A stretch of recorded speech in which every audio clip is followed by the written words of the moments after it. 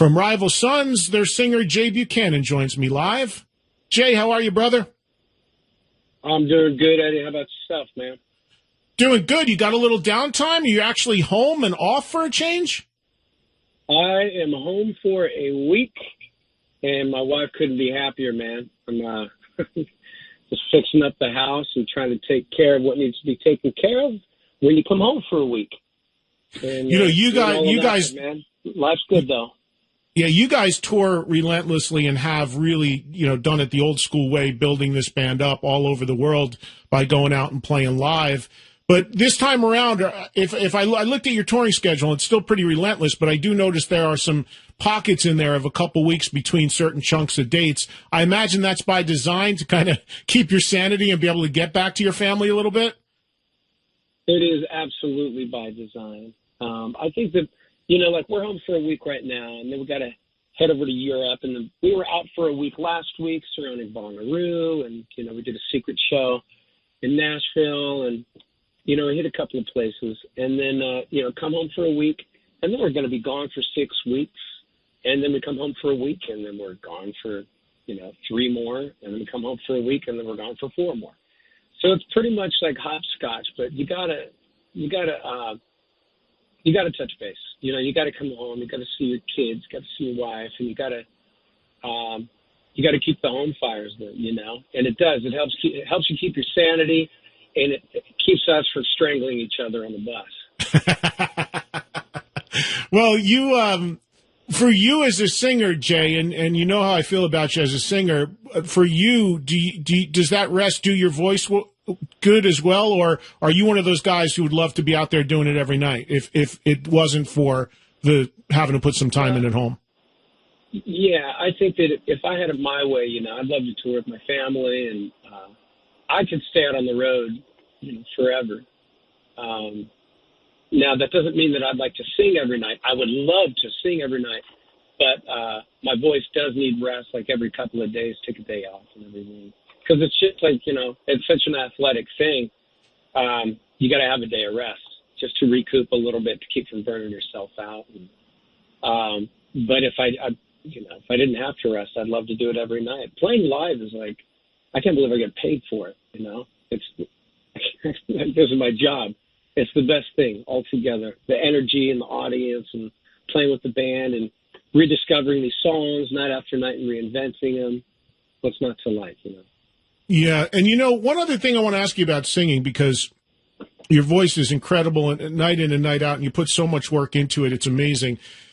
I've seen singers in my life that are great singers, and some that will walk right out on stage totally cold and just start singing, and others that are backstage for 2 hours before they start going through acrobatics and warm-ups and screaming into towels and doing all sorts of stuff and everything. What's your process to warm up before you go out on stage? Are you one of those guys that just goes out cold and it's there, or do you have a whole process? You know what? Interestingly enough, I've never been a warm-up guy ever in my life.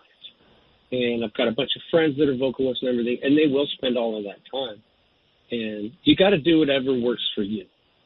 However, on this in the last month and a half, I've taken to, just before we go on, I just grab an acoustic guitar and play and sing for about 5 minutes.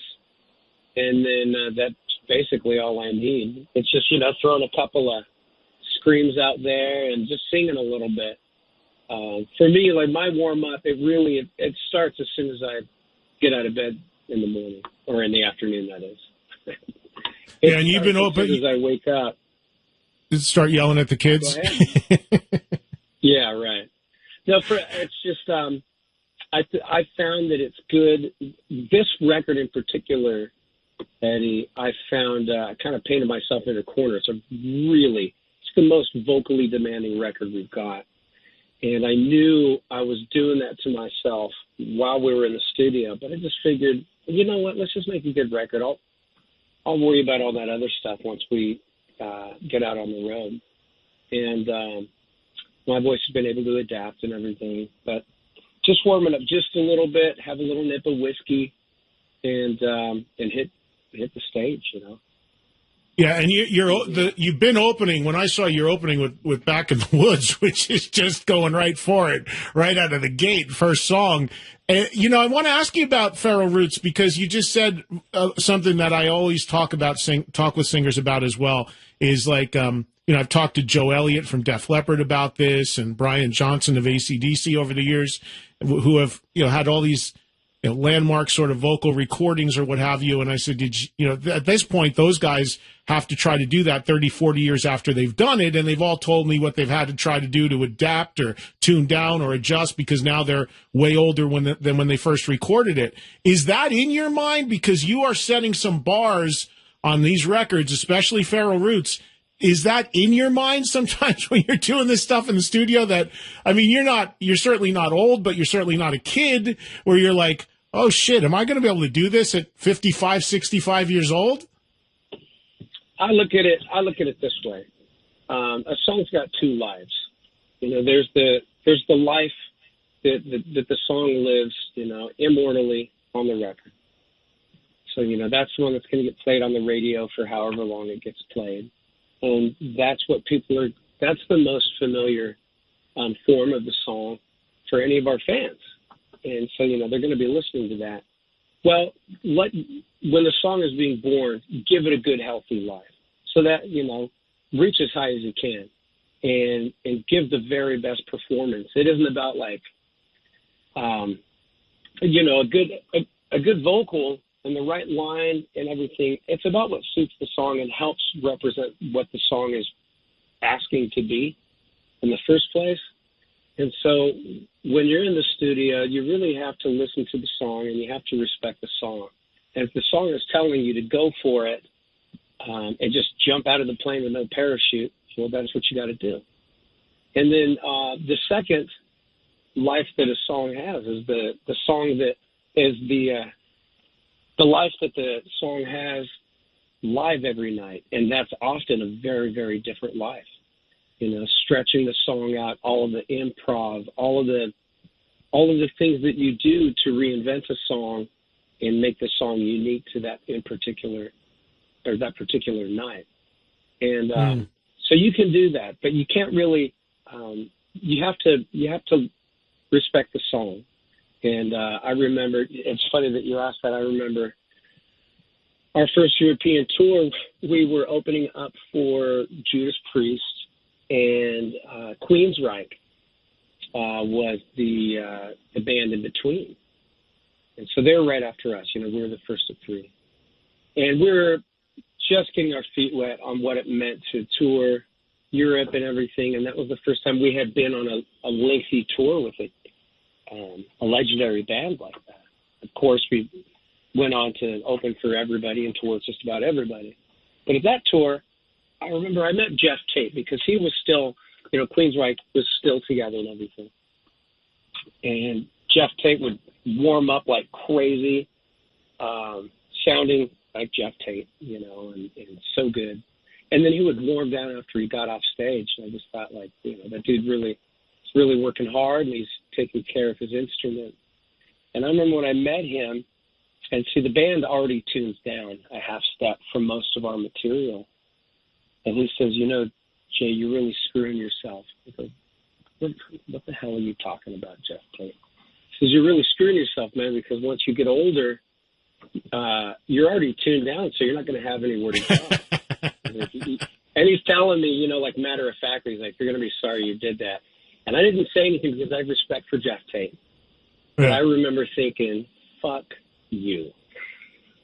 No, I'm not going to regret anything. You know, once I get older, if I got to change whatever, great. But you don't set your own bar in accordance with what's going to be safe for you later. That defies everything. That defies everything we do this for. Yeah. So, I don't know. You just live for it. Yeah, absolutely, man. So let me ask you this. Feral Roots has been out for a little bit. As I said, I mean, I love all the records. This is the 6th record. First for Atlantic Records. Top to bottom, it's probably my favorite record you guys have made to date. And I know when I saw you play in New York, you pretty much did almost the whole record live outside of a song or two. Now that the album's been out for a little bit, you just put out a new video for Sugar on the Bone, Too Bad, which is one of my favorite songs on the record, the current single as well. How you feeling about the record and the delivery of this record as you continue to tour live? Are you going to do that much of it still live, or are you going to balance it out more with some of the other records? Because now you've got a nice problem. You've got 6 records of material, so set lists are going to start to get a little bit more difficult to put together, I would think. You know, that's an ongoing issue for us. You know, we've got 7 records, 6 records plus a pretty long EP. Right. And it's always a struggle, because people online will talk about the songs they want to hear, or people, they'll scream out songs, in between songs during our set. They'll yell out a song that they want to hear, like as if they were on iTunes or something. And so we love our entire catalog, but you have a finite amount of time. And then even on top of that, we've got so many different tunings. And then Scott has his whole orchestration with, the choreography with all of his guitars and everything, and his pedals and all of that stuff. So for the most part, we pretty much it has to be premeditated because the texts are back there, front loading and getting ready to make each song work. Every once in a while, we'll break out of the box. But as far as Feral Roots goes, I think we'll probably sit, during this album cycle, we'll probably sit pretty heavy on Feral Roots tracks, just because this is that time. This is that time for that record to get its exposure. And I know that, we have a lot of tracks that people want to hear. We've got a lot of tracks that we want to play even. But I feel like this is the time to showcase these songs, And then when we make the next record or whatever in the future, things will naturally balance out as just a natural process of reduction. You know what I mean? Yeah, I mean it's a great problem to have, like you said, and to have that sort of catalog. And I'm sure, like different parts of the world, because you guys are so global and you're out there working all over the world, different people react to different things. I was really shocked when I went to see you that the song, and I think I said this to you guys, either you or Scott or one of the guys after the show, that the song that has sort of emerged, I guess, in your catalog as the finale that everybody kind of goes off about is "Keep on Swinging," right? "Keep on Swinging" has remained a big one. In our live show, we close with it more often than not. And it works to great effect, and I'm always surprised at the reaction that song gets. And even when we don't put it, last in the set, people have always responded to it. And, when you're making the song, you don't know how people are going to react to it. You're just too busy making the record and thinking, like, all right, got to get on to the next song. And but I'm really happy that that's one that's endured because it's a hell of a fun song to play. Yeah, I didn't see that one coming. I hadn't seen you guys in a little bit, and I didn't know if it was going to be, Electric Man, or I didn't know what it was going to be. And then I was like, okay, what's the last song going to be? And then when you went into that, I was in the crowd. I was like, whoa. It just struck me shockingly that was the one that seems to, you just don't know. I guess for you, as the guy writing them and performing them, you put these things out there, you put them on records, you don't know what's going to be the one that's going to push that button with the masses to get that sort of reaction. You really don't, man. And when you're in the studio, like, you can't be too precious about it, because you never know. You never know how things are going to work out until the dust settles, on the collection. Sometimes you'll work on a song for a while, and then in the end, you'll go, and the song's giving us too much trouble, so you just kill it. And the song never sees the light of day. It doesn't matter how long you worked on it. But you do that we're very collectively, we're really firm believers in creative abortion that way, because once things become too precious, it's like, it's hard to say what you're really fighting for at that point. You have to be ready.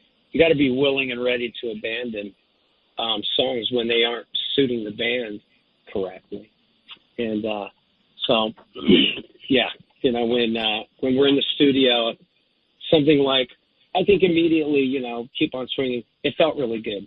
So you feel good enough to just move on. All right, let's track it. We're good to go. And then you move on to the next one.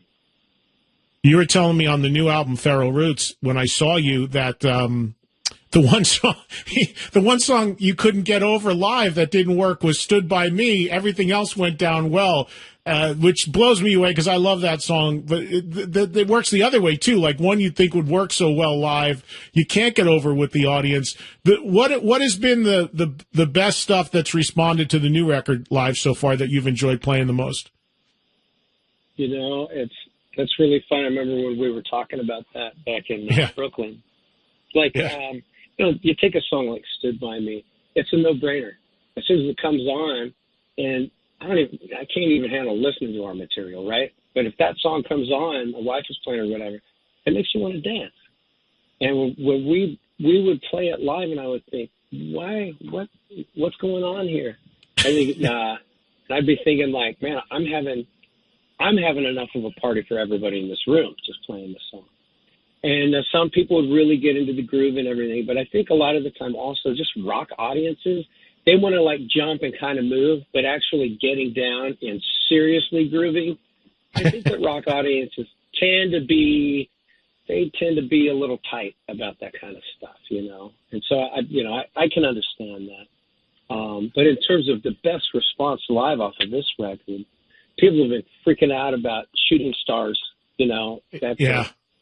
That was one where just the response is really, really great from the audience. Too Bad is the other one. Feral Roots is another one where people just, they've been great responses, and it makes me feel really happy to see people responding to these songs. Can I ask you? One that's a little bit. Oh, go ahead. Yeah, go ahead. Finish up. I want to ask you about those two songs in a second, but go ahead and finish what you're going to say. I was going to say one that has been surprising in terms of audience response is "End of Forever." Yeah. The audience has really taken to that song. And I think that in particular, that song really translates live, just the energy. Go ahead now. I want to ask you about three of my favorite songs on the record. If you just give me a little something on them, their history, how they came together. But you mentioned "Too Bad." I think the first time I heard the record, that one just floored me and just checks every box for me and what I love about great rock music. I remember texting with Scott and being like, "Dude, this is insane," and right down to your scream at the end and everything. Tell me a little bit about that song and how that one came together, if you don't mind. Yeah, sure. Too Bad. I wrote the song on bass, and it was one of those, like, for the entire writing process of the record, it was a good 6 months or so, at least. I'm, closer to 8 or 9 months trying to really think about it. Well, that was a process of every single night for those months. Every night and every day I would write.